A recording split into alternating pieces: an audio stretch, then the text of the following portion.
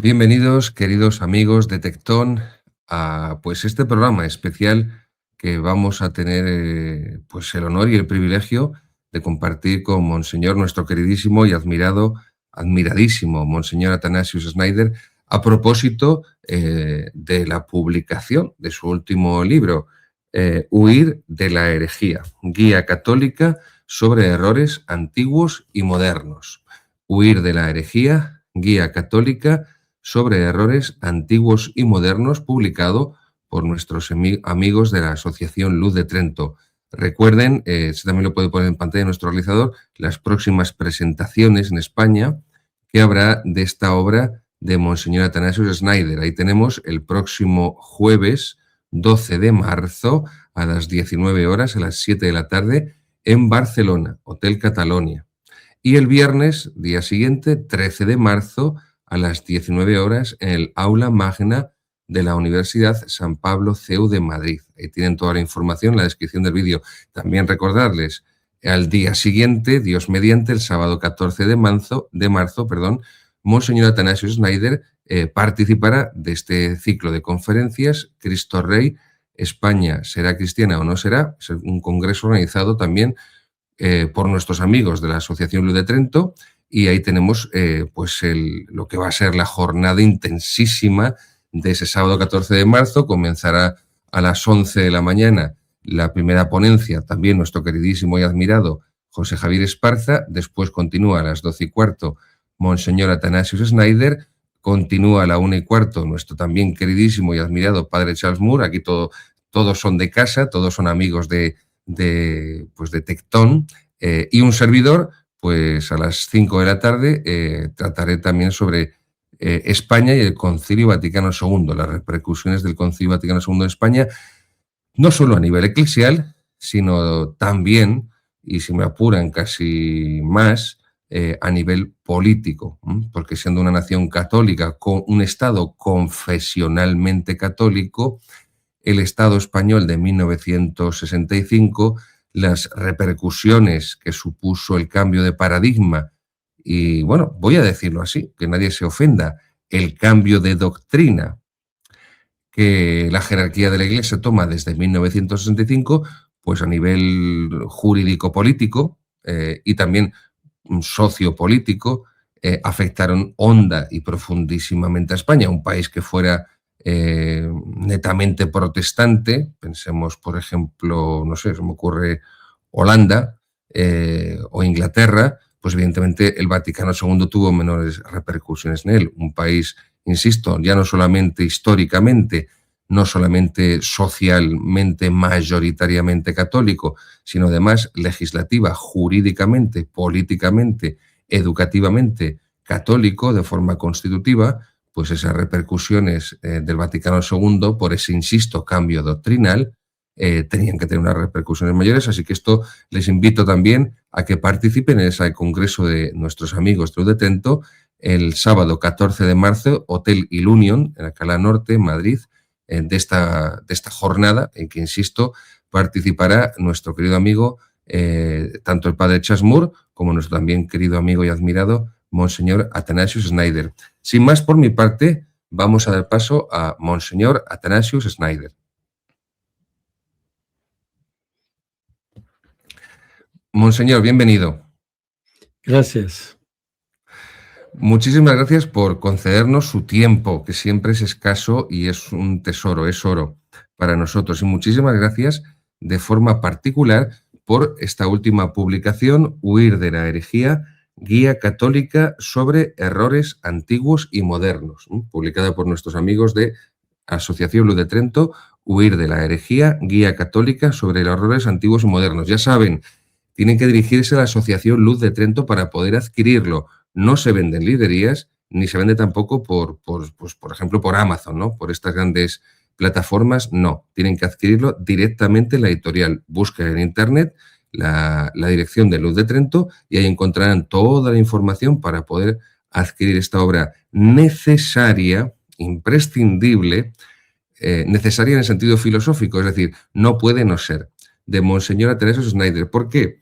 Porque esta obra, Huir de la herejía, es la continuación y el complemento de esta otra, de Monseñor Atanasio Schneider, Credo, compendio de la fe católica, como bien saben ya nuestros amigos de Tectón, un modestísimo servidor de ustedes, cada semana en su programa Formación en la Tradición, pues una de las secciones, de las 4 secciones que tenemos, la dedicamos 30 minutos a explicar el Catecismo, Credo, compendio de la fe católica de Monseñor Atanasio Schneider. E insisto, como continuación y complemento de esta obra, pues esta última que acaba de publicar en español, en España, Monseñor Atanasio Schneider.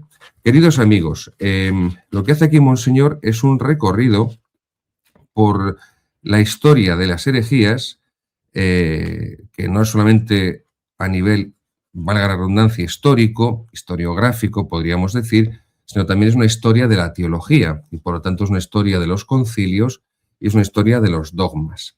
Y la primera pregunta que quiero dirigir a Monseñor, en primer lugar, ¿cuál es el motivo que le impulsa a escribir una obra de estas características?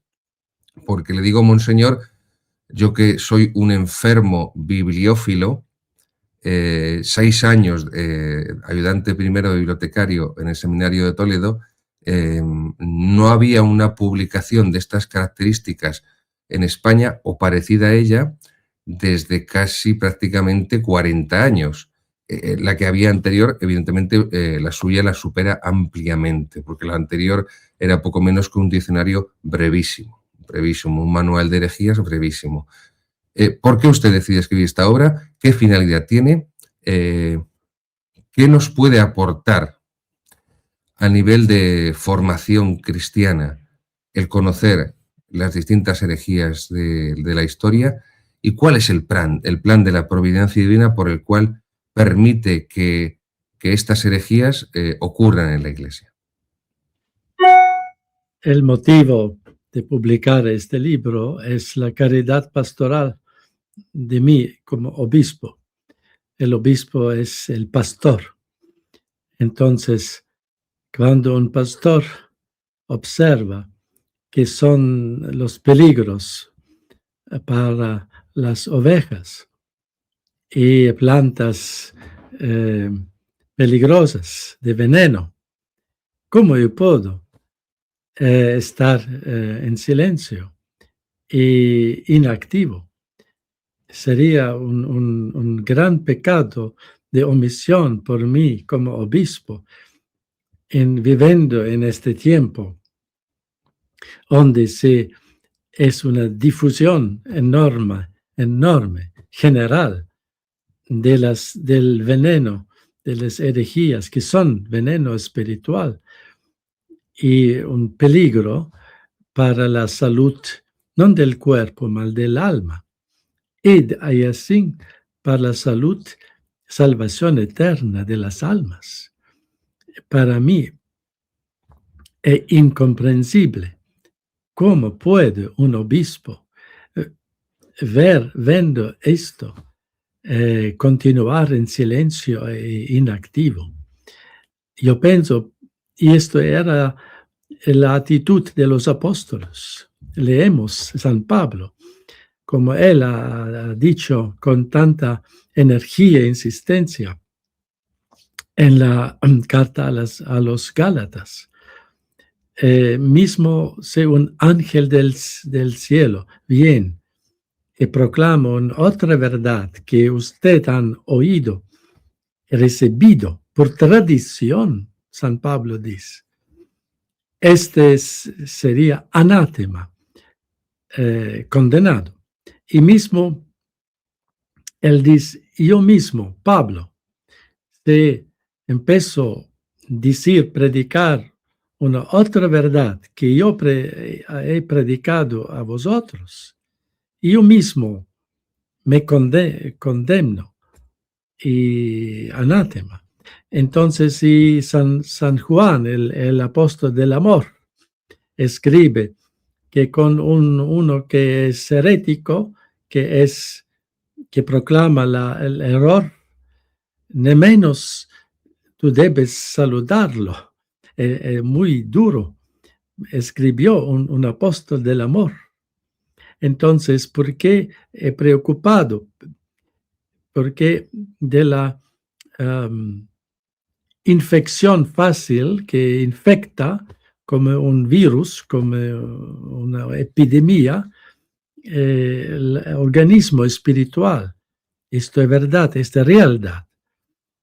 Y por eso la Iglesia, al ejemplo de los apóstoles, la Iglesia apostólica, católica, apostólica, siempre ha reaccionado muy claro y temprano a las herejías.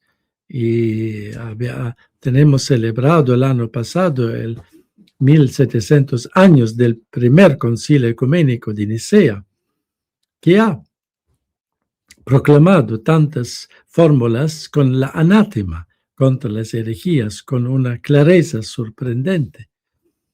Y esto es para nosotros un ejemplo, más infelizmente en nuestros días, empezando con Papa Juan XXIII, el Concilio Vaticano II, han proclamado un tiempo sin anátemas, sin condenaciones, quasi diciéndose un tiempo sin errores, sin herejías.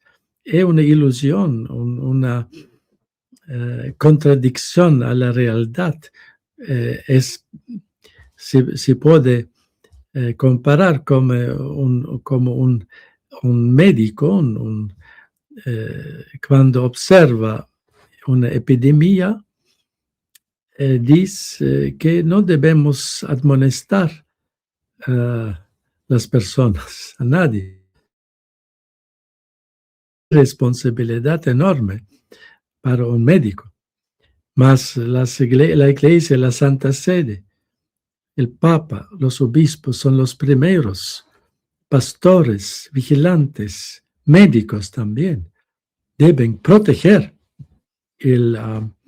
las ovejas. Queridos seguidores, Monseñor acaba de hacer referencia, se lo digo por si alguno está interesado, y no les recomiendo, les pido encarecidamente que a lo que hacía referencia Monseñor Schneider era el discurso de apertura del Concilio Vaticano II por parte de Juan XXIII. Lo pueden encontrar en la página web del Vaticano. Yo no les recomiendo, les suplico y les imploro que vayan a ese discurso, que lo lean detenidamente, que juzguen por ustedes mismos, para que vean que Monseñor no está exagerando, no es ningún tipo de caricatura ni de hipérbole. Es decir, poco menos que Juan XXIII viene a proclamar en ese discurso que es la partitura y la música de fondo del Vaticano II, de que ya no hay enemigos. Ya de repente la religión católica no tiene enemigos, parece que de repente los enemigos del alma no existen, los enemigos de la fe, que son las herejías y el error religioso, el error moral, el error político, no existe. Y bueno, pues eso ha sido una fuente, como decía Monseñor, pues eso es una fuente de problemas, porque lo propio del médico es que para promover la salud tienes que luchar contra la enfermedad, y por eso Santo Tomás de Aquino, la Summa Contra Gentiles, nos habla de que para predicar la verdad hay que combatir el error. No se puede... que ese es un poco, Monseñor, el error de la Iglesia desde el Vaticano II. Hacer pensar o pretender hacer pensar que se puede proclamar la verdad sin combatir el error y sin ser claros a la hora de exponer la verdad e incluso a la hora de condenar el error. Yo quiero leer brevemente el canon 751 del Código de Derecho Canónico, 751. Dice así: se llama herejía la negación pertinaz, después de recibido el bautismo, de una verdad que ha de creerse con fe divina y católica, o sea, con fe sobrenatural, o la duda pertinaz sobre la misma. Ahí tienen, canon 751, la definición del Código de Derecho Canónico. Se llama apostasía al rechazo total de la fe cristiana, cisma el rechazo de la sujeción al sumo pontífice o de la comunión con los miembros de la Iglesia a él sometidos. Bien, el libro de Monseñor Snyder es completísimo porque es un estudio de la herejía, tanto a nivel teológico, filosófico, como también a nivel cronológico, a nivel histórico. La primera parte hace Monseñor un tratamiento de la herejía, su gravedad, su definición, su misterio. En la segunda parte hay una cronología de las herejías, de los errores doctrinales desde el siglo I hasta la actualidad, hasta el siglo XXI. En el tercer parte o capítulo hay un análisis temático de esos errores. En el cuarto está dedicado a la Santísima Virgen María, destructora de las herejías, que recuerden es el introito, la antífona de entrada de la misa de la Santísima Virgen María, la herejía del anticristo, la devoción a María, destructora de las herejías, y como apéndice pues tenemos el sílabus de Beato Pío IX de 1864, el famoso Syllabus Errorum, juramento antimodernista, la declaración de verdades, la Pascendi Dominici Gregis, la encíclica más importante de San Pío X de 1907 contra el modernismo. Querido Monseñor, de este catálogo de herejías, ¿cuál podría usted indicarnos que son cuáles han sido las más importantes de la Iglesia en cuanto a su gravedad y en cuanto a su extensión? Porque también esto es complejo, es decir, hay cismas que acaban llevando... Lo normal es que el cisma acabe llevando a la herejía y la herejía acabe llevando al cisma.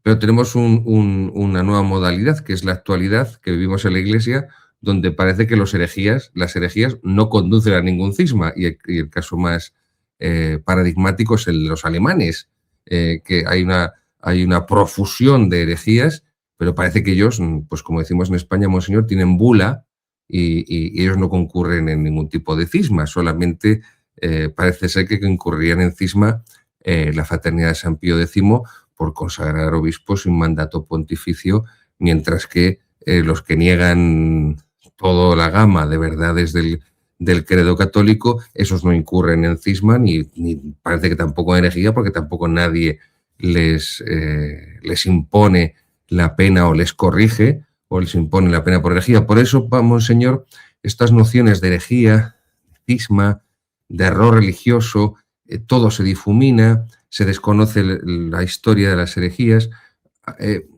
Si puede usted iluminarnos en este punto, ¿cuáles han sido las más decisivas, las más graves de la historia? Y bueno, ¿cuáles son las que podríamos decir que hoy en día son las más extendidas y las que más han penetrado, por desgracia, en el cuerpo eclesial? Yo pienso que la herejía más peligrosa es el relativismo doctrinal o metafísico. Y ese es el error más grave, la raíz más profunda de nuestro tiempo, del tiempo moderno, especialmente el relativismo religioso, relativismo dogmático, doctrinal, era la síntesis de la herejía del modernismo, que era condenado por Papa Pío X. El relativismo es más peligroso, porque destruye todo el fundamento de la verdad misma. Entonces no hay más verdad. El relativismo dice que la verdad no es perenne, no es constante. La verdad se puede evoluir, cambiar con el tiempo. El principio, básicamente yo diré gnóstico también, es más específicamente es la filosofía de hegelianismo, que ha penetrado antes ya el Kant con la negación antes, ahora, el nominalismo en siglo XIV, que nega la capacidad de exprimir con conceptos, términos, la verdad como es en sí. Pues el Kant, con la negación prácticamente de la metafísica, de las verdades que existen en sí, independientemente de mi pensamiento. Y más aún, el culmine de esta toda evolución es el hegelianismo, y que todo fue recibido por el modernismo católico. Los teólogos católicos llamados modernistas, al fin del siglo XIX y al inicio del siglo XX, y eran condenados por Papa Pío X, más son, en un senso, son sobrevivido en los lugares escondidos y son de nuevo reaparecidos en el Vaticano II y han usado el Concilio Vaticano II, el modernismo, el relativismo, el principio, esto, como un catalizador de esta tendencia relativista. Claro que el Concilio Vaticano II no es una expresión del relativismo, no, más muy cercano del relativismo es un otro principio erróneo, filosófico, teológico, que se llama el principio de la ambigüedad. Es muy relacionado con el principio del relativismo doctrinal, filosófico. Es decir, que la verdad se puede exprimir en diversas formas o en dos sentidos, o ambigüedad, se dice. Y esto es el problema de algunas expresiones del Concilio Vaticano II. Recientemente, un artículo anónimo con un autor, probablemente sacerdote, con un pseudónimo, ha escrito en el Rorate Caeli Blogspot un excelente artículo sobre este problema de la ambigüedad, empezando con el Concilio Vaticano II hasta nuestros días. Él ha caracterizado con una expresión muy acertada, que es el cáncer eclesiástico de la ambigüedad, un cáncer. Y esto yo pienso es más peligroso, más profundo de todos los otros errores. Este es el uno más profundo, más un otro error o herejía que más práctica es más visible, concreta, y yo diré, es el neopelagianismo, es decir, un naturalismo, una tendencia naturalista que de facto una negación de la gracia, de la sobrenatural, de la eternidad. Práctico, no siempre en teoría, más en práctica. Y esta es la otra tendencia, empezando con el Concilio Vaticano II, en las manifestaciones de la vida de la Iglesia, un primado al naturalismo, a las cosas naturales, temporales, y con activismo, etc. Con el gran daño de la vida de la gracia, del sobrenatural, de la eternidad. Entonces yo considero estos dos errores, dos herejías, y también conexas, más peligrosas. A propósito, monseñor, Queridos seguidores, ya saben, ya conocen aquella frase legendaria de Bernardo de Chartres a Juan de Salisbury cuando le dice que somos enanos a hombros de gigantes. Y así me siento yo, monseñor, cada semana, pues cuando comento, pues modestísimamente, hasta donde llegan mis entendederas, su magnífica obra, Credo, Compendio de la Fe Católica, que lo que voy a hacer ahora, ya lo aviso para nuestros seguidores de Tectón, pues añadiré a esa sección Huir de la herejía para complementar y ampliar lo que aquí enseña Monseñor. Monseñor, yo soy un apóstol incansable de su catecismo. También, por supuesto, recomiendo el Catecismo Romano de Trento, de San Pío V, el de San Pío X, el Catecismo Mayor, pero soy un apóstol de su catecismo. Una pregunta muy recurrente que me hace la gente de todo tipo, de todas las edades, de todos los estamentos, es por el Catecismo de Juan Pablo II. Por ejemplo, una pregunta muy recurrente que me hacen sacerdotes, y es que si el catecismo de Juan Pablo II es plenamente católico, si tiene cuestiones ambiguas, y lo que a muchos sacerdotes les resulta un tanto, ¿cómo decirlo?, molesto, incómodo, mejor dicho, incómodo, que es el lenguaje. El catecismo de Juan Pablo II, como el magisterio, la misma forma expresiva de los documentos Vaticano II, como la misma forma expresiva de los documentos pontificios después de Vaticano II, no es el lenguaje tradicional en el que se expresaba la Iglesia.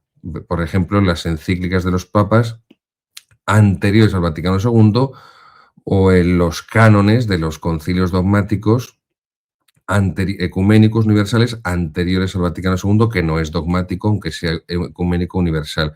Esta es una pregunta muy recurrente, monseñor. ¿Nos podemos fiar completamente del catecismo de Juan Pablo II? ¿Hay ambigüedad? ¿No hay ambigüedad? Conocemos la modificación que hizo el Papa Francisco respecto a la pena de muerte. Ya hubo una anterior, año 97, por parte del propio Juan Pablo II. ¿Hasta qué punto es una referencia plenamente clara o también debemos leerlo con ciertas precauciones o cómo interpretarlo correctamente dentro del surco de la tradición de la Iglesia?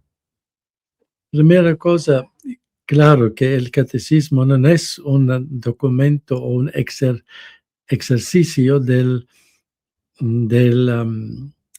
magisterio infalible como tal. No es. Es un catecismo, un acto de magisterio ordinario, auténtico, y no infalible en sentido técnico. Claro que contiene algunos dogmas que el Papa cita, mas no el catecismo como tal. Es completamente infalible. Esto no es. Esta primera cosa. Después, se contiene algunas afirmaciones innegablemente ambiguas. Existe un estudio de un teólogo que hizo un análisis muy detallada de algunas expresiones ambiguas en el catecismo del Juan Pablo II. Mismo en mi libro Credo, algunas veces yo mencionado en los pie de la página con reverencia, con cortesía, más algunas cosas ambiguas en el catecismo también. Debemos ser muy sinceros y honestos. No es una expresión ex cátedra. Entonces, se puede después corregir, cambiar. Entonces, no puedo ver un problema aquí. Mas su pregunta se debe leer con atención, con atención el catecismo, y se nos observamos que una cosa non è talmente clara, mejor consultar en este tema el textus de los magisterio anterior del concilio, donde es clarísimo. Yo no me gusta citar al pervertido de Freud, monseñor, pero reconozco que en este punto hay algo en el subconsciente sacerdotal. ¿En qué sentido? En el sentido que igual que el profesor en una asignatura te da su manual o sus apuntes y te tienes que ceñir a eso el día del examen, y normalmente si te suele salir del manual o de los apuntes de profesor para poner en el examen, escribir cosas que no están en el manual o en los apuntes del profesor, normalmente eso pasa factura y te suelen bajar la nota. Entonces creo que a veces, y por eso digo inconscientemente, los sacerdotes toman el catecismo de Juan Pablo II como si fuera el libro de texto, como si fuera el manual único de referencia para esta asignatura, que es la fe de la Iglesia. Luego, lo que esté en los apuntes del profesor, por hacer esa analogía, lo que esté en el manual que me da el profesor, en este caso el Papa, pues eso es lo que rige, y si me salgo de ahí, pues evidentemente suspenderé el examen. Si me salgo de ahí, no estaré en la fe de la Iglesia. Por eso, ya les decía, esta pregunta es muy recurrente. Yo siempre les digo, monseñor, a propósito de lo que usted decía, que por ejemplo, pues van al Catecismo de Juan Pablo II, van, por poner un ejemplo, una analogía, van a la sección de los sacramentos, la segunda parte, buscan el sacramento de la Eucaristía y verán, como decía monseñor, a la nota a pie de página, pues toda la gama de documentos de la tradición de la Iglesia. Pues, por ejemplo, todas las citas del Concilio de Trento respecto al sacramento de la Eucaristía, que lo único que hace Trento en definitiva es recoger toda la doctrina eucarística de Santo Tomás de Aquino. Pero, por ejemplo, si buscan en los puntos del Catecismo de Juan Pablo II referentes a la libertad religiosa, no van a encontrar citas de la tradición, solo van a encontrar citas referidas al Concilio Vaticano II, la Declaración de Unitatis Humanae, o algún escrito posterior del Papa Pablo VI o de Juan Pablo II. Es decir, no hay magisterio anterior a la Vaticano II respecto a la Declaración sobre la libertad religiosa, porque el magisterio anterior que hay es contrario a la noción de libertad religiosa, que además es la de la Ilustración. Pero bueno, son estas cuestiones que generan, monseñor, tanta confusión, porque el problema, monseñor, es que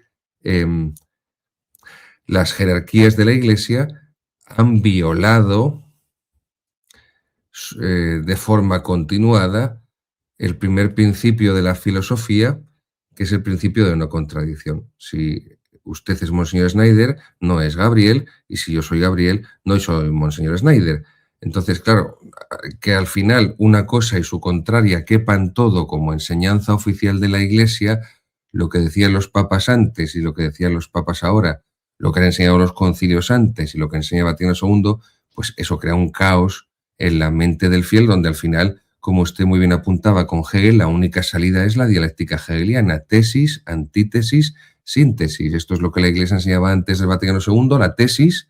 Esto es lo que proponen las corrientes del Vaticano II, la antítesis, y de ahí, bueno, pues la síntesis, pero la síntesis no se queda parada, detenida. Se convierte la síntesis en nueva tesis y seguimos la marcha. Por eso es muy interesante, monseñor, y sería muy necesario en la página 79, cuando usted está tratando de las herejías siglo por siglo, en la 79 hace usted referencia al positivismo magisterial. Y le pido que especialmente se detenga a explicarnos este punto, porque por un programa reciente que hice con el padre Charles Moore y con un sacerdote de la Fraternidad San Pío X, con el padre queridísimo amigo, el padre Ezequiel Rubio, pues yo estaba explicando pues también lo que usted muy bien trata en su catecismo, credo, compendio de la fe católica.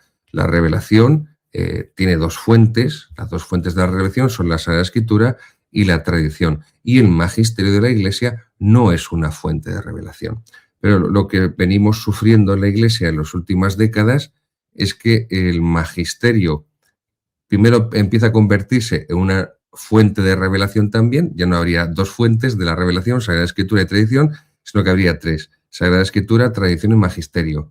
pero el tiempo ha seguido corriendo y el magisterio ha terminado por fagocitar a la propia tradición como fuente de revelación. De modo que al final las dos fuentes de la revelación, que luego pasan a ser tres oficiosamente, vuelven a ser dos, pero porque una desaparece, la tradición que ha sido subsumida, insisto, fagocitada, devorada por el magisterio. E incluso el propio magisterio casi que también se erige en fuente única de revelación por encima de la Sagrada Escritura, como hemos visto con el documento Fiducia Supplicans o con Amoris Laetitia, donde supuestamente la enseñanza oficial de la Iglesia, la enseñanza papal, la enseñanza magisterial, reinterpreta la palabra de Dios con criterios contrarios a lo que venía siendo la interpretación católica.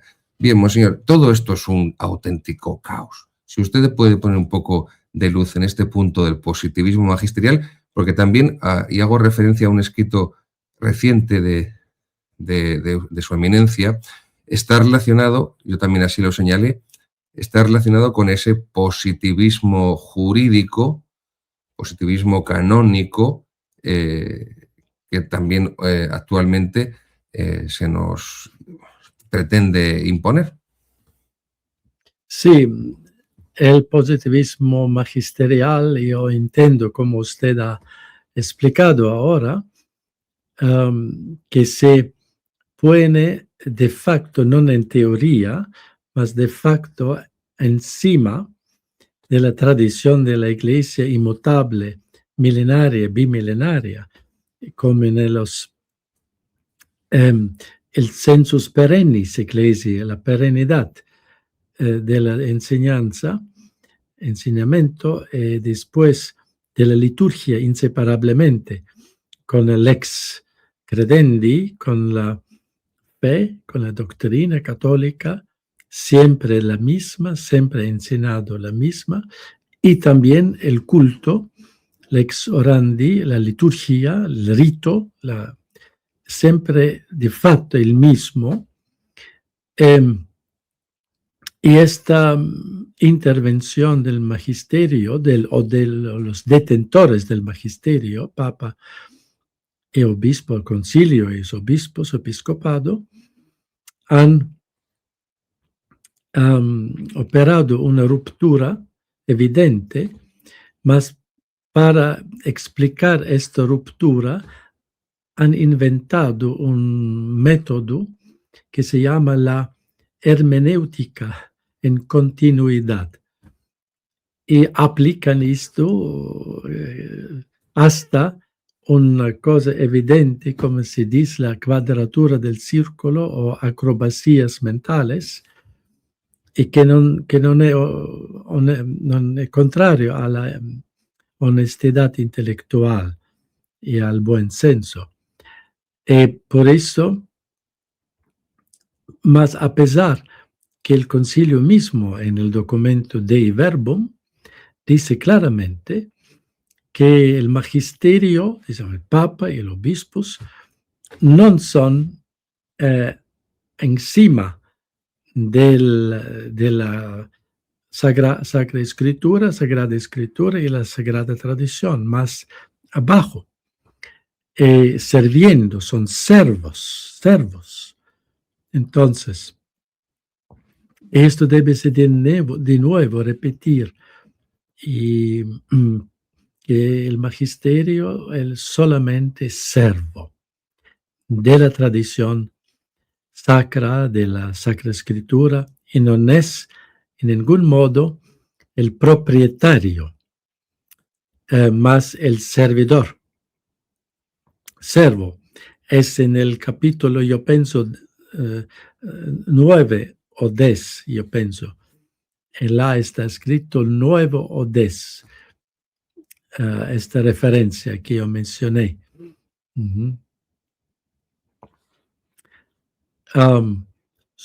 Entonces, yo pienso este es el problema. El hombre, la palabra del hombre, que es también el magisterio, al final no es la palabra de Dios. Y después han inventado un otro método. non solamente il metodo ermeneutico, che a veces es un sofisma, non sempre, ma a veces, y también un otro método de arrogancia, yo diré espiritual, porque declaran que estas expresiones nuevas son las expresiones del Espíritu Santo, o las sorpresas del Espíritu Santo. È una arrogancia, è una que falta de humildad de atribuir las palabras humanas que son del Espíritu Santo. Las palabras del Espíritu Santo son solamente la Sacra Escritura y la tradición sagrada como fuente de la fe.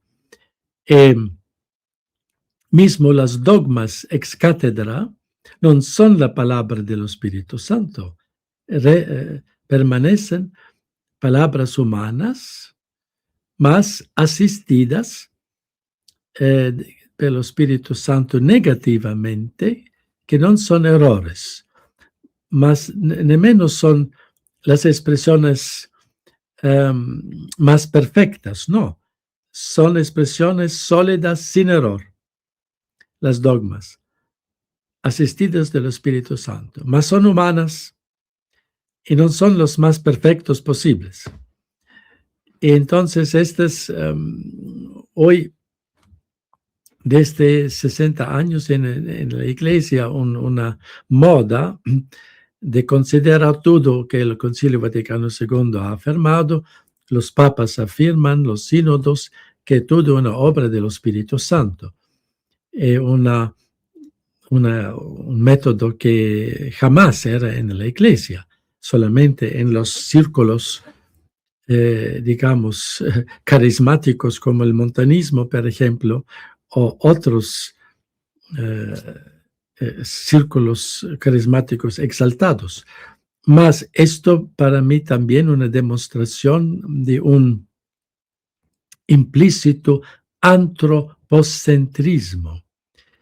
Esto yo llamo el positivismo magisterial, cuando el hombre en magisterio, hablando no ex cátedra, mas fuera de ex cátedra, de meterse en un senso en el lugar de Dios, no explícitamente, no teóricamente, mas con estas expresiones, que esta doctrina del Espíritu Santo, que este una nuevo tiempo del Espíritu Santo, del Pentecostés, etc., e insistiendo que todas estas reuniones sinodales es, como se dice Papa Francisco y los sínodos con Papa Francisco, que este sínodos es un coloquio en el Espíritu Santo, un coloquiar en el Espíritu Santo. Es pienso, una arrogancia espiritual. Y esto no puede guiarnos a la verdad, al contrario, porque Dios resiste a los soberbos, a los arrogantes espirituales. Y debemos de nuevo el magisterio retornar a la humildad, a la modestia, no hablar tanto, menos, más claro, y dejar hablar la grande voz de la Iglesia, de la doctrina constante, del sensus perenne de la Iglesia. A propósito del Vaticano II, Monseñor, le voy a contar brevemente una anécdota reciente para que nos pueda iluminar sobre este aspecto. Primeros del mes de julio pasado, del verano pasado, yo me ordené sacerdote el 6 de julio, era una fecha muy cercana a mi ordenación, cumplía 17 años ordenado como sacerdote. Yo sé que usted tiene un gran aprecio por el cardenal Müller, un servidor también, pero como dijo Aristóteles, soy amigo de Platón, pero soy más amigo de la verdad. Bien, pues Monseñor cardenal Müller tuvo una cena con sacerdotes, una cena amigable, una cena amistosa, oficiosa, con sacerdotes amigos, además muchos de esos sacerdotes usted también los conoce, españoles, y en la que hubo un coloquio, hubo una serie de preguntas. No voy a desvelar nada que falte a la prudencia o al sentido de la caridad. Pero sí es cierto que uno de los sacerdotes, Monseñor, le pregunta al cardenal Müller: Eminencia, usted estuvo presente el año 2009 en las conversaciones doctrinales con la Fraternidad de San Pío X. ¿Nos podría dar al respecto alguna información de por cuáles fueron los hilos, los ejes conductores de la conversación, de esos diálogos? ¿Qué elementos positivos encontró, qué elementos negativos? Pues bien, yo lo digo como testigo que estaba allí presente. Cardenal Müller hizo un silencio meditativo de unos 5, 6, 7 segundos, y la respuesta de Cardenal Müller fue, con su inconfundible acento alemán: no aceptan Vaticano II. Entonces, claro, yo me quedé así y no pude evitarlo, Monseñor. Yo salté rápido, y yo le dije al cardenal Müller: Eminencia, voy a cumplir 17 años de sacerdote.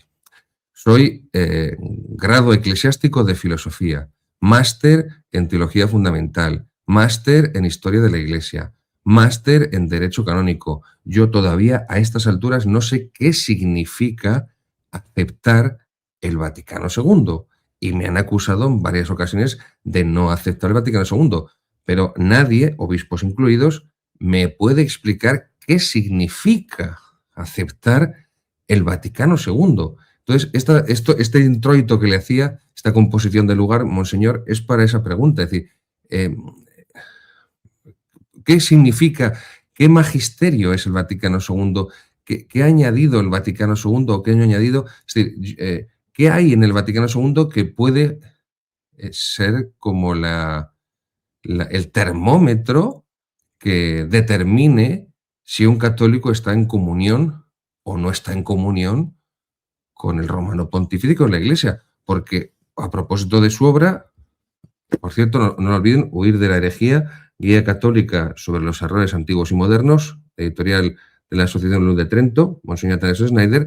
A propósito de su obra, si el Concilio Vaticano II no es un concilio dogmático, sino que es un concilio pastoral, por propia iniciativa del Papa convocante, Juan XXIII, y del Papa que lo continúa y lo clausura, Pablo VI.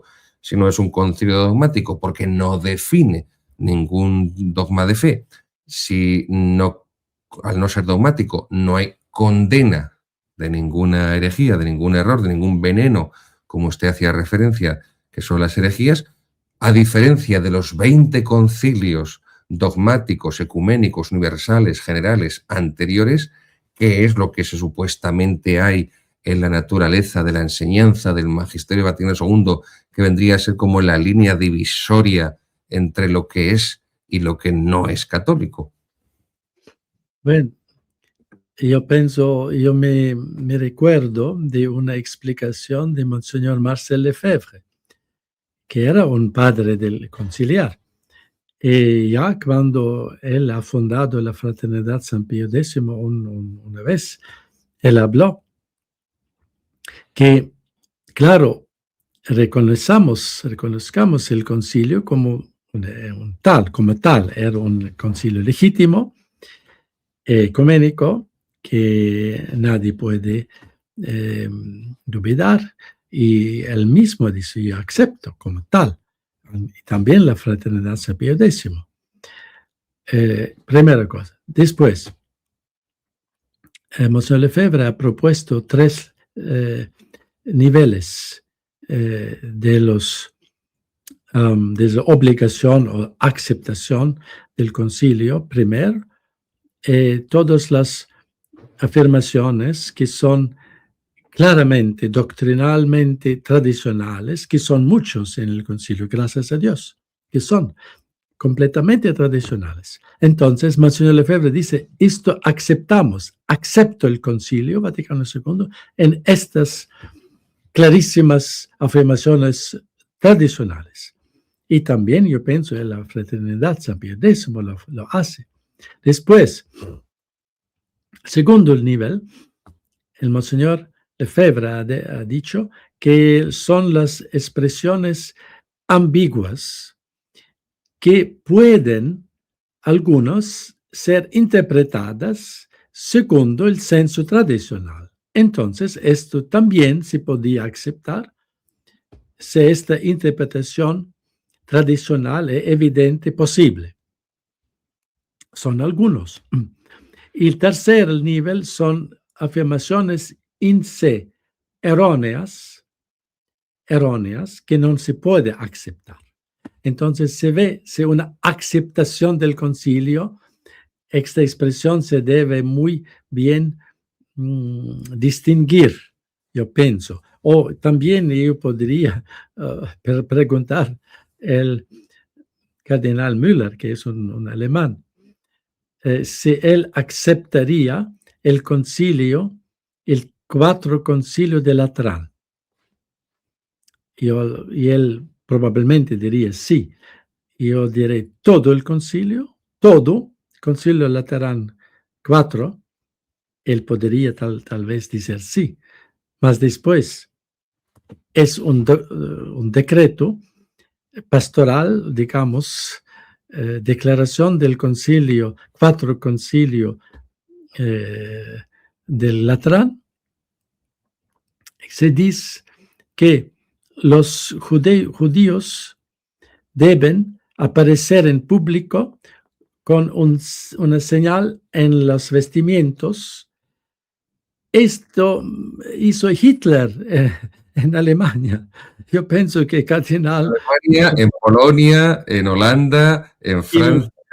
Y el cardenal Müller, como alemán, nunca podía aceptar este declaración o decreto pastoral del concilio, del cuarto concilio de Latrán. Y en el mismo decreto se dice que si un católico tiene como servidores o trabajadores, servidores musulmanos o judíos, es excomulgado. Entonces, es inaplicable hoy. Y yo pienso, se debería preguntar al cardenal si él acepta el concilio. Todo, él dice no, el concilio 4 de Laterán, excepto no todo, más sin estas declaraciones. Y la misma cosa se podía aplicar al Concilio Vaticano II. Si acepto el concilio, más menos aquellas expresiones evidentemente erróneas o no aplicables, que son de carácter pastoral, como aquello en el cuarto lateranense, y no solamente lateranense, si existen otras, digamos, afirmaciones del concilios precedentes ecuménicos de carácter pastoral o disciplinar, que no son aplicables y no son aceptables hoy, porque eran en aquel tiempo expresiones, digamos, temporales, hoy consideradas erróneas o no aplicables, no aceptables. Muy buena respuesta, Monseñor, muy buena respuesta, sí. Mire, yo estoy ahora trabajando en la encíclica Fides et Ratio de Juan Pablo II, que creo que es la segunda encíclica más importante de Juan Pablo II después de Veritatis Splendor, y creo que es la continuación de Veritatis Splendor y de algún modo la fundamentación filosófica de Veritatis Splendor, que nunca me cansa de decir que es la más importante de Juan Pablo II, Veritatis Splendor, y la más tomista. En el número 49, Monseñor, de Fides et Ratio, dice Juan Pablo II que la Iglesia Católica no tiene ninguna filosofía oficial. Pero, Monseñor, es que León XIII, en la Eterni Patris, había dicho lo contrario. En la filosofía de la Iglesia hay, evidentemente, una apertura a otras filosofías compatibles con la fe, y esto se vivió así desde la Edad Media, pues con el sistema de Duns Scoto, o incluso hasta con el mismo sistema de Occam. pero que la filosofía de la Iglesia, dice León XIII, la Eterni Patris, 1879, es el tomismo, es Santo Tomás de Aquino. En 1929, Studiorum Ducem de Pío XI viene a decir exactamente lo mismo, la filosofía de la Iglesia, la filosofía de Santo Tomás, y aunque hay una recomendación en Fides et Ratio, 1998, de Juan Pablo II, hacia la filosofía tomista, especialmente metafísica, pero dice esta afirmación, insisto, el número 49, y no sé también en el 76, estoy todavía de memoria, pero digo, como estoy trabajando en ella, lo tengo bastante fresco. Entonces, volvemos otra vez al principio de no contradicción, monseñor.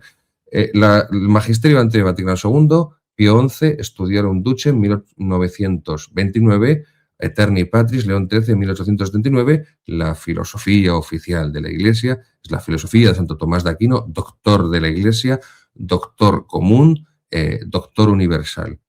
Pero después, Juan Pablo II, Fides et Ratio, la Iglesia no tiene una filosofía oficial. Claro, esto, ¿cómo podemos entender esto, monseñor? Porque esto, al final, conduce a lo que usted decía, ¿no? Es decir, discurso del Papa Benedicto XVI, a quien usted y yo admiramos y queremos profundamente, discurso de Benedicto XVI a la Curia Romana el 22 de diciembre del año 2005.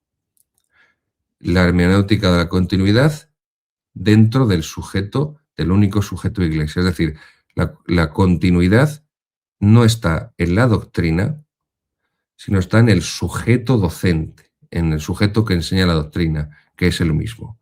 Entonces, por eso los papas antes del Vaticano II pueden decir Santo Tomás es la filosofía oficial de la Iglesia, y los papas posteriores al Vaticano II pueden decir la Iglesia no tiene una filosofía oficial. Esto realmente crea un cortocircuito en la mente del fiel o del sacerdote que profundiza un poco más en la enseñanza de la Iglesia. Sì, è una contraddizione evidente. La filosofía tomista también era llamada con otra expresión filosofía perennis, digamos, principios, perché son principios de la Iglesia Católica, perché son la filosofía del realismo. E la nostra fe è la fe realista, más realista que hay, è la religión católica. Realismo. La encarnación es todo el encarnatoria. Y esta filosofía, San Tomás, que es realista, es un reflejo del principio encarnatorio. Grazie supponit naturam. Evidente. Entonces, objetivo. Y debemos, claro, aceptar aquello que ha hablado los papas anteriores, que es más seguro, que es más perenne que estas expresiones después del concilio, que son para mí temporales, que van a desaparecer un día y la Iglesia de nuevo volta a la claridad y a la doctrina perenne, constante. Cualquier persona con un mínimo de actividad neuronal no puede por menos que cada vez dudar en mayor medida del estatuto epistemológico de la psicología como ciencia. Pero sí es cierto que en psicología esto se denomina como pues una disonancia cognitiva, porque quien lee Veritatis Splendor y ve las citas a la Summa Teológica y ve cuál es la solidez y la concreción, reconoce evidentemente pues eso, el peso, la solidez, la claridad, la estructuración, el orden que tiene todo el pensamiento filosófico teológico de Santo Tomás, pero se encuentra con esto, que parece que luego hay que pedir perdón y hay que relativizar la importancia de Santo Tomás. Concluyo, no le quiero quitar más tiempo, monseñor. Una pregunta también muy recurrente, unida, relacionada con lo que antes le preguntaba acerca del positivismo magisterial, que también deviene en positivismo jurídico, porque parece que ahora lo único que lo que funda la comunión de la Iglesia, como usted bien dijo, pues parece que es ese positivismo legal. Entonces yo soy un obispo alemán o un cardenal alemán que dudo o niego públicamente los dogmas de fe y las verdades fundamentales de la ley natural, de la ley moral natural y de la moral revelada, pero como canónicamente, jurídicamente no estoy en situación irregular, entonces yo sí estoy en comunión con la Iglesia, ¿no? Pero bueno, la pregunta del millón es, a propósito de lo que usted comenta a partir de la página 175.175, que usted denomina como errores sobre la liturgia, y que habría una especie de error fundante, error primero, que vendría a ser, como tantos millones de católicos piensan, que el Papa tiene la potestad para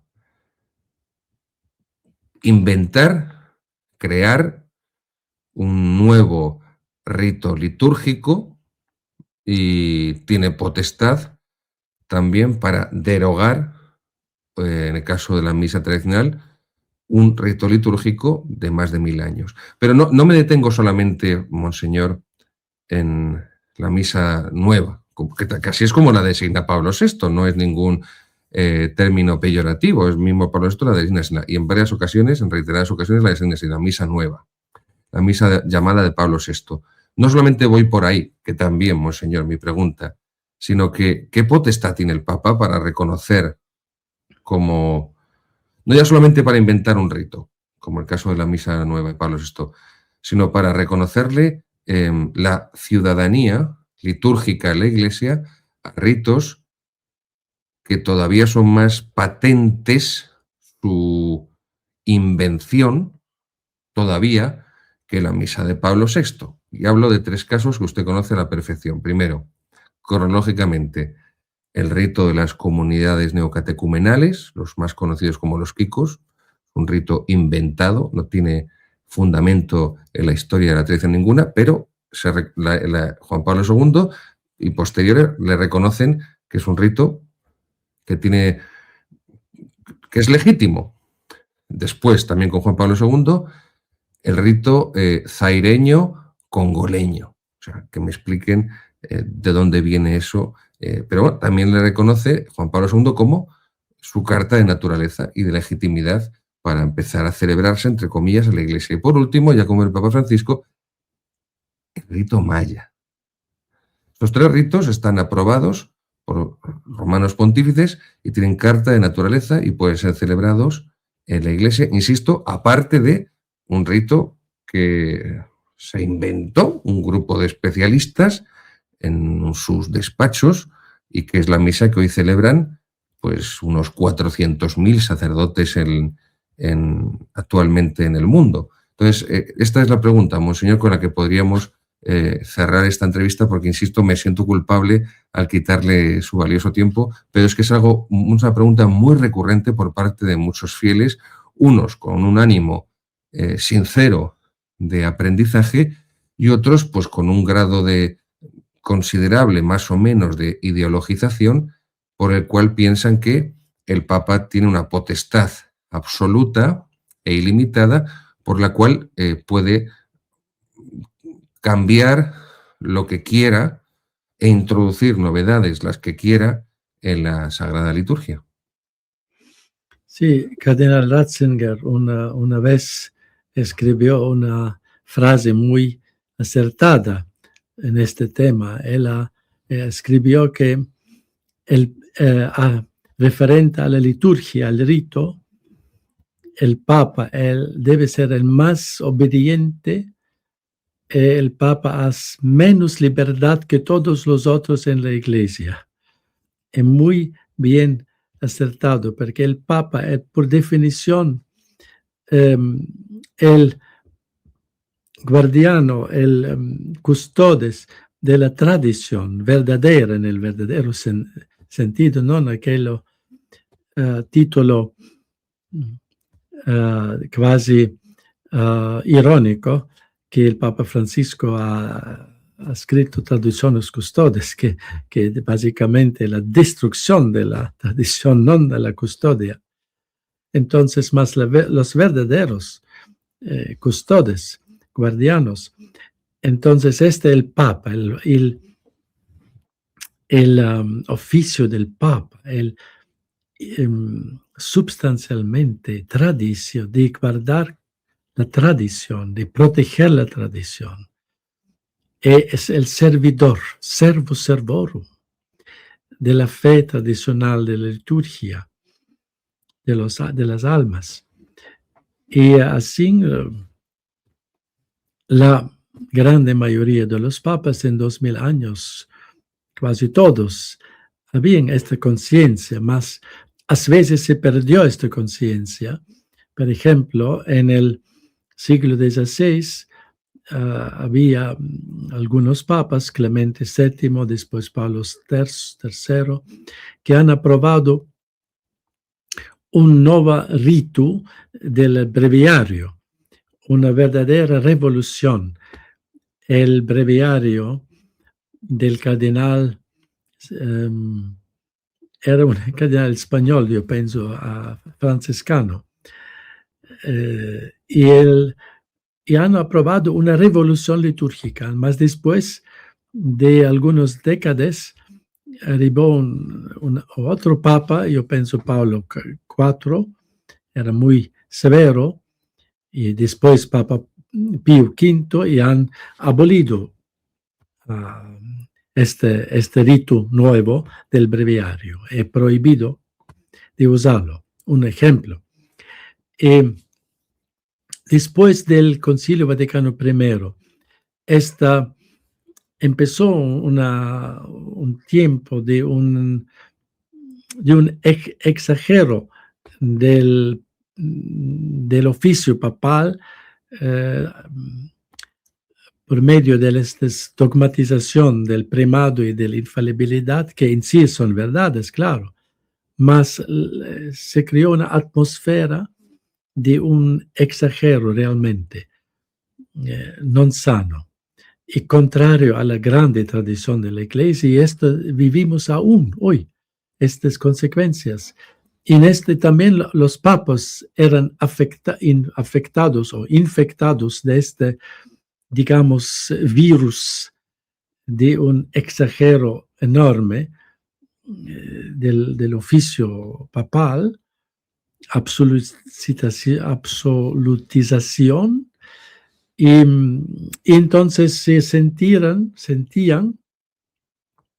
los papas, que podemos hacer en la liturgia también aquello que queremos o consideramos importante, independientemente del factor que había antes una tradición de ciclos de milenios y una ley litúrgica como el breviario, por ejemplo, o la misa.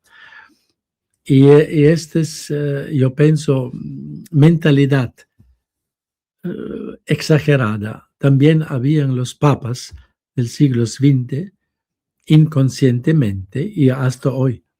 Esta es nuestra enfermedad, digamos, el contraste o el extremo o otro. Debemos retornar, claro, debemos rejectar el episcopalismo, el gallicanismo, no, esto no es católico, más debemos retornar a una sana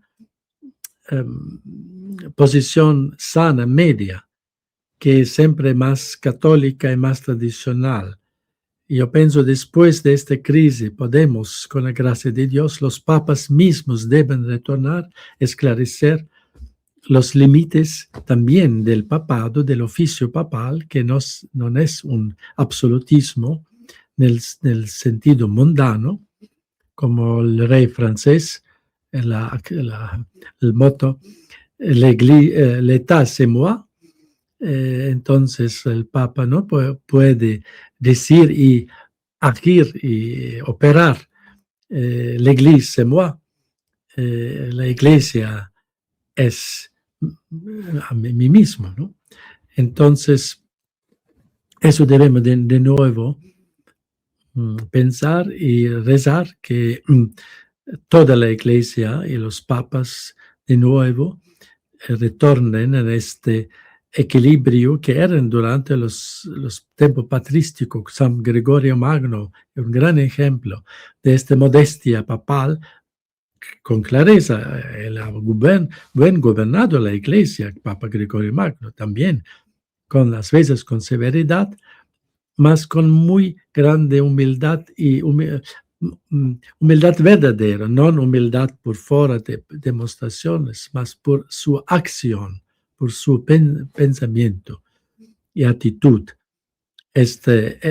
Conciencia ser solamente un instrumento modesto, un servidor que debe con muy cariño y mismo con escrupulosidad proteger, guardar y transmitir el tesoro grande de la fe de siempre, de la fe tradicional y de la liturgia de siempre. Y así queremos rezar por nuestro Papa León, que él puede recibir la luz y para encontrar, descubrir de nuevo la grande tradición, la belleza, el tesoro de la tradición doctrinal litúrgica en la Iglesia y confirmar todos nosotros. Muchísimas gracias, monseñor. Para salir de ese laberinto, usted, como acaba de mencionar ahora, y usted que es patrólogo y especialista en la Iglesia antigua, yo le consulto humildemente ya con una cuestión personal. Pienso, cada día estoy más convencido, cuanto más profundizo y estudio, que la salida de ese laberinto serían los padres de la Iglesia, en el sentido de que, usted lo acaba de explicar muy bien, tenemos un problema de sobredimensión del pontificado romano desde el Concilio Vaticano I, que eso es consecuencia de la jesuitización de la Iglesia, su sentido divinizador de la autoridad, ese dogmatismo del papado. Tenemos esas encíclicas tradicionales de los papas anteriores a Vaticano II, donde se expresa la fe tradicional de la Iglesia, el dogma tradicional, la moral tradicional, la liturgia tradicional, la filosofía perenne, como usted bien decía. Pero luego tenemos, después de Vaticano II, otra serie de encíclicas papales, donde muchas veces esto es ambiguo, es contradictorio. Entonces, simplemente es una duda brevísima, como humilde teólogo. Pienso que la forma de salir de esa especie de choque entre lo que dice el magisterio papal anterior a Vaticano II y lo que dice el posterior Vaticano II, pienso que la salida sería el conocimiento y la profundización de los santos padres, que esto está muy ausente, que es una bandera que se ha arrogado la teología nueva, la Nouvelle Théologie, la teología moderna, enfrentando artificialmente los santos padres a la escolástica, especialmente a Santo Tomás, pero hay un gran desconocimiento. Usted sabe perfectamente que hay una manualística, una tradición de manuales teológicos del siglo XIX, especialmente, y también de la primera parte del siglo XX, que es donde se forman mayormente, muchas veces, pues sacerdotes y fieles tradicionales, o que están en congregaciones o movimientos tradicionales o tradicionalistas, pero falta ese aporte de la doctrina de los padres. Yo pienso que conocer, acercarse, divulgar la patología de la doctrina de los padres nos ayudaría a salir de esta especie de ahogamiento donde hay dos posiciones magisteriales que chocan y que al final no salimos de esa referencia única, parece, que sea el magisterio papal. Sí, los padres son los testigos privilegiados de la tradición.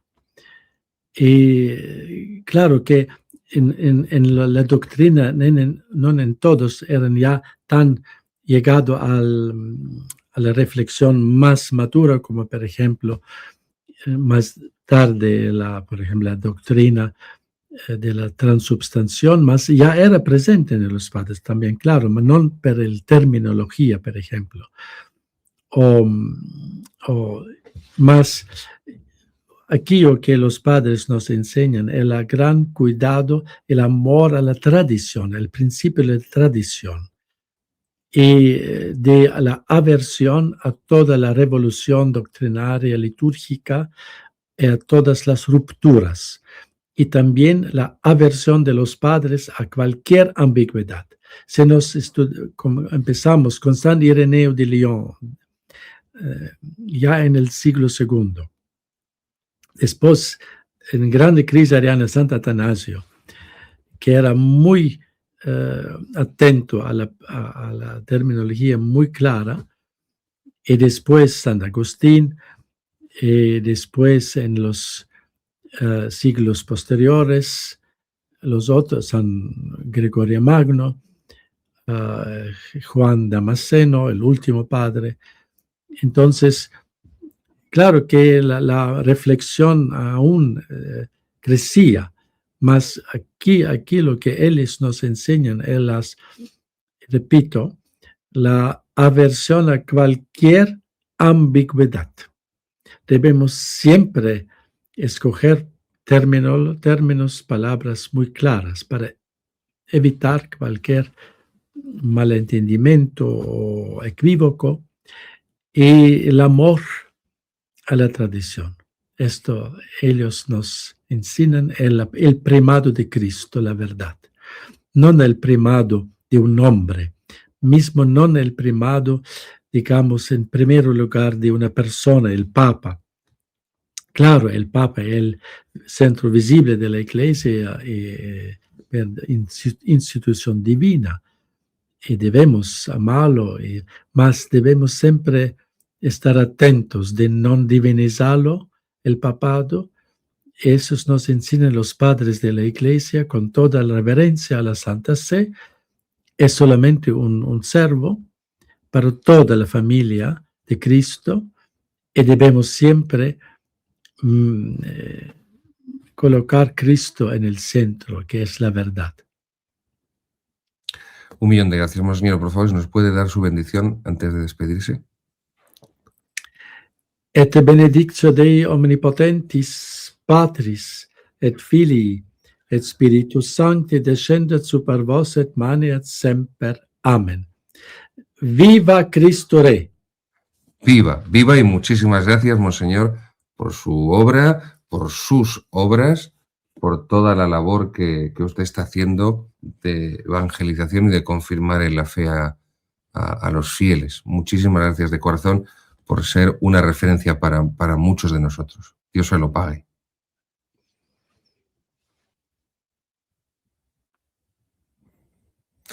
Queridos amigos, antes de concluir esta entrevista con Monseñor Atanasio Schneider, queremos recordarles nuestra editorial Páginas Contrarrevolucionarias. Aquí lo tienen, Páginas Contrarrevolucionarias. Ahí pone Áginas, querido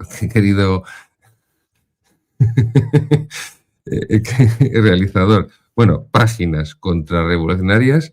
Ahí busquen nuestra página. Ahí, muy bien, Páginas Contrarrevolucionarias. Ahí van a encontrar nuestra editorial. Es la editorial de esta casa, del canal Tectón. Es la editorial de la obra que hemos iniciado los jóvenes de San José y yo, su humilde y modestísimo servidor, de la Escuela de Pensamiento Católico Melchor Cano. Aquí tienen nuestras publicaciones a día de hoy. Está el enlace de compra en la descripción. Tienen el libro del padre Domènech, Antonio María Domènech, sobre Garabandal. Es un libro breve, es un gran libro sobre Garabandal. Nuestro último libro, que está ya a punto de caramelo, Masonismo y Catolicismo, del gran sacerdote catalán, gran tomista, gran contrarrevolucionario, gran sacerdote tradicionalista, Félix Sardá y Salvain, el famoso autor de la obra El liberalismo es pecado, que un día tenemos que comentarla aquí extensamente con la ayuda de nuestro que también querido y admirado Javier Barrecoa, el profesor Javier Barrecoa, que él hizo un estudio preliminar a esa obra, el liberalismo es pecado, que fue reeditada hace 2 años, no recuerdo mal, no sé si 3 como mucho, por también nuestros amigos de la Asociación Luz de Trento. Y aquí tenemos esta obra, Masonismo y catolicismo. El prólogo es el prólogo es de un servidor, que es lo que menos vale del libro, por supuesto, pero es un libro breve insisto, de Félix Arday Salvain, donde va a explicar no tanto lo que es la masonería, sino, por eso no el título no dice masonería, sino masonismo, en el sentido de los principios de la masonería. Es decir, para ser masón, o sea, una persona puede participar de las ideas de la masonería sin necesidad de figurar y de inscribirse oficialmente en la masonería, y no hace falta que se ponga el mandil y que vaya a una logia masónica, una tenida. O sea, no hace falta eso, ni mucho menos. Se puede participar perfectamente de los principios masónicos, y eso es el título, masonismo, y lo que vemos hoy y que aquí explica perfectamente Arday Salvain hace más de un siglo largo, es cómo esos principios masónicos estaban empezando a penetrar en capas de la sociedad. Hoy nos encontramos con un mundo posmoderno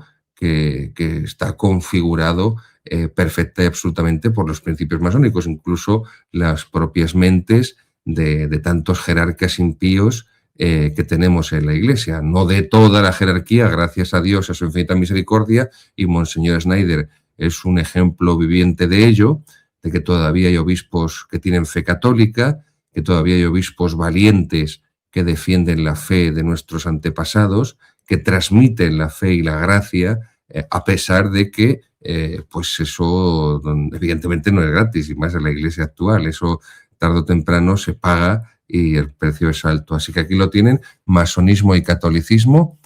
Busquen páginas contrarrevolucionarias, ahí tienen el enlace de la compra. Y bueno, se puede poner también en nuestra realización el resto de obras, y terminamos ya brevemente, que tenemos la editorial Páginas Contrarrevolucionarias. Como les decía, tenemos esa obra del padre Antonio María Domènech, de Garabandal, que también un día tenemos que entrevistarle para que explique. Tenemos a continuación la obra de un servidor, Historia de la Iglesia Católica, Edad Antigua, que es el manual del curso de Historia de la Iglesia Católica, Edad Antigua. Son 530 páginas, 17 clases, cada una con su esquema final y con un examen de tipo test, para que puedan trabajar. No es un libro de lectura en el sentido de un ensayo agradable, sino que es un libro de estudio. No por ello deja de ser un libro, por ser un libro de formación y de estudio, no por ello deja de ser un libro espiritual, porque, como dice Santo Tomás de Aquino, el estudio de las cosas de Dios nos tiene que llevar a Dios, y la contemplación, la oración sobre Dios, nos tiene que llevar al estudio de las realidades de Dios. A continuación también tenemos la siguiente publicación de nuestra editorial Páginas Contrarrevolucionarias, la obra de nuestro querido también y admiradísimo, aquí todos son queridísimos y admiradísimos, pues porque lo son. Esto no son frases hechas para quedar bien, que a mí nadie me da comisión, y yo no soy ningún adulador ni ningún pelota, porque no soy un funcionario eclesiástico que aspiro a tener una carrera eclesiástica, y por eso hago la pelota para conservar el puesto que tengo, o hago la pelota para que me pongan en un puesto mejor, que esto es lo que les pasa a toda la casta clerical actual que está en los órganos de gobierno. No, yo lo digo con todo el corazón, y cada vez que hablo de querido y admirado amigo, sea Barraicó, al padre Moore, sea Schneider, sea Monseñor Chávez, o sea quien sea, lo digo de corazón. Ahí tenemos esa gran obra que recientemente entrevisté a Monseñor Chávez sobre ella, María Medianera y Corredentora. También con el prólogo de Monseñor Teresa Schneider, no lo he dicho, también mi libro de Historia de la Iglesia Católica de Edad Antigua tuvo a bien Monseñor Schneider de escribir el prólogo. Y no sé si nos queda alguna obra más, sí, de la editorial. ¡Oh, por Dios! En casa del herrero, cuchillo de palo. Un faro en la tempestad, los escritos de Monseñor Don José Garra Campos, que fue obispo de Cuenca, teólogo del Vaticano II, uno de los mayores, si no el mayor o el segundo mayor, ahí anda la cosa, entre Cardenal Gomá y él, intelectual del episcopado español de todo el siglo XX hasta la actualidad, porque ningún obispo actual de España le llega ni a la suela de los zapatos a Garra Campos a nivel intelectual, y no sabemos si habrá alguno algún día que sea capaz de llegarle por lo menos a la cintura intelectualmente a Monseñor Garra Campos, un hombre santo, un hombre sabio, que durante más de un año la televisión oficial española, cuando esto era la España católica, no como ahora que somos la Unión de Repúblicas Socialistas Soviéticas, y cuando antes era Televisión Española, hoy es Televisión Espantosa, podemos decir Televisión Espantosa y Asquerosa, pero cuando era Televisión Española, los domingos, durante un año, del año 72 al 73, Monseñor Guerra Campos, en una intervención muy breve, unos 10-12 minutos, hacía una síntesis semanal y en este caso siguiendo el credo del pueblo de Dios, un documento que escribió Pablo VI en 1968 cuando convocó ese año de la fe, el credo del pueblo de Dios, y va explicando todo el credo católico, Monseñor Guerra Campos, y esas intervenciones televisivas, nuestro gran amigo Manuel Acosta, y también ha querido y admirado, las transcribió, y ahí está este libro de don José Guerra Campos, que también un día espero poder comentar con amplitud. Y por último, una obra muy breve de Monseñor Chávez, Viva Cristo Rey, donde nos explica, nos introduce en una doctrina que es esencial en el catolicismo, la realeza social de Cristo, el reinado social de Cristo. Por eso, cuando la Iglesia, desde el Vaticano II, ha abandonado la enseñanza de facto y de iure, aunque no sea oficialmente, no ha habido un rechazo oficial, formal, pero de facto y de iure, en los documentos, en el procedimiento, en el modus operandi de la Iglesia desde el Vaticano II, se ha procedido a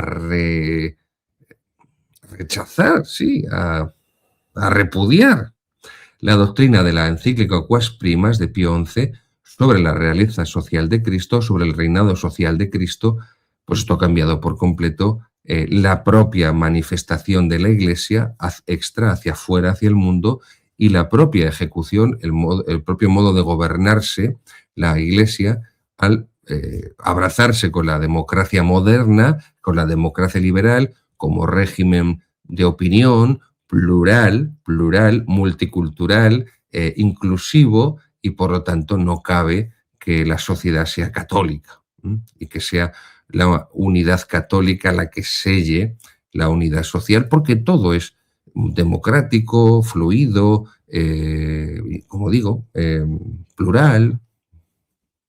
Bueno, en fin.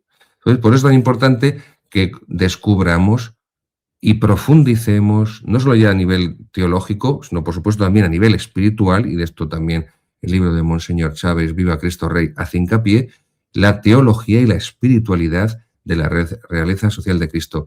Queridos amigos, aquí tienen páginas contrarrevolucionarias.com. Recuerden que no estamos en librerías, que tienen que acudir a nuestra editorial aquí en Internet.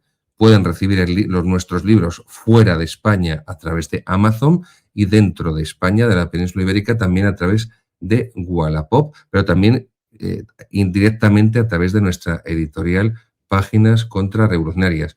1.000.000 de gracias por su atención, 1.000.000 de gracias por su interés, y yo ya no puedo decir más de lo que ha dicho Monseñor Schneider, porque lo ha dicho todo fenomenal. Espero estar con ustedes próximamente.